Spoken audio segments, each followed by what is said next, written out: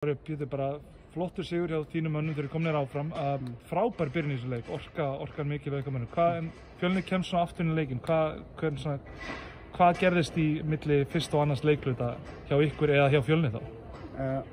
Við komum vel gíraðir og hittum vel og eftirkjöpum vel og svo er ég með stóra og mikla lurka í liðinu og svo það dregur aðeins að okkur og meðan þeir eru með svona unga sprækastráka, pressa allan völl og annað og það er svona viðbúið.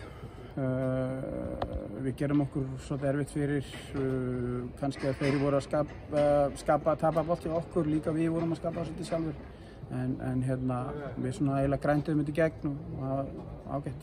Var það svæðisvörnin á Fjölnir sem var að skapa þess að töpuðu bolta eða bara eitthvað einbeitingarleysi við ykkur þá? Svona fljótu bragði. Þeir voru náttúrulega að pressa og við vorum kannski að flýta okkur kannski of mikið sóknarlega þegar þeir eru að pressa í staðinn fyrir að reyna að halda hraðanum okkar megin. Þannig að það hafi kannski verið meira en svæðisvörnin var alveg viðbúinn en þá hefur við bara krókum út í bragðið en stundum virkar það, stundum virkar það ekki.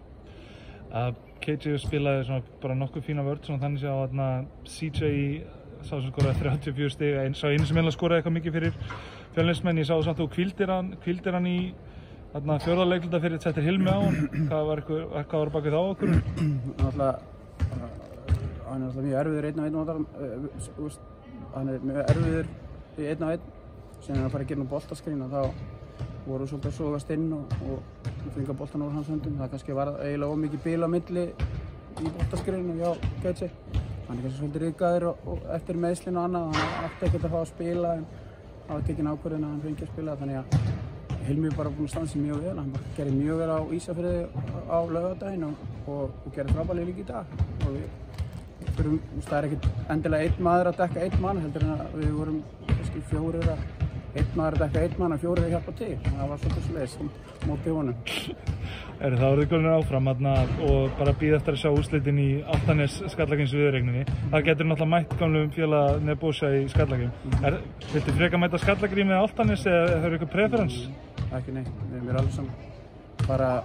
Við erum komin áfram, tökum bara næsta verkefni eins og það er og erum bara svolítið fókuseraðir á að taka einn leik í einu. Við erum hugsa leikir á það.